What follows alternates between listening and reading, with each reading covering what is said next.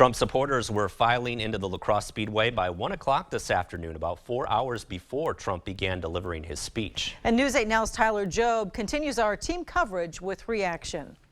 Any president doesn't make a visit to Wisconsin that often. Not every day you get to see a sitting president come to town. It's even rarer when the president rallies close to home. This is my first one ever. We support our president, and we've been on with him for the whole ride. Beth Bryan and Chris Lee are both from the viewing area. We're from Neilsville. Born and raised on Alaska High School. Despite them both being Trump fans, their thoughts on the election differ.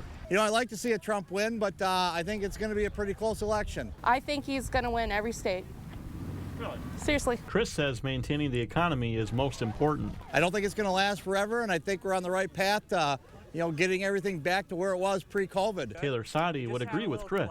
I'm sure there's a little bit of fear that if Biden gets elected, the whole thing's going to completely tank. Taylor is confident Trump will get reelected, but he says he's worried about mass voter fraud. I'd prefer everybody shows up and votes in person. Beth thinks Trump will make sure she keeps her Second Amendment rights if he wins. Joe Biden, I don't think is going to stick to that. COVID isn't particularly a concern for her either. Anything to make people not go to the polls right now is a big scare tactic. Chris is slightly more concerned about the pandemic, but just couldn't miss the opportunity to see the president. COVID's always going to be there, but I just don't think it's going to stop a lot of people from coming out today. In West-Salem, this is Tyler Jobe, News 8 Now.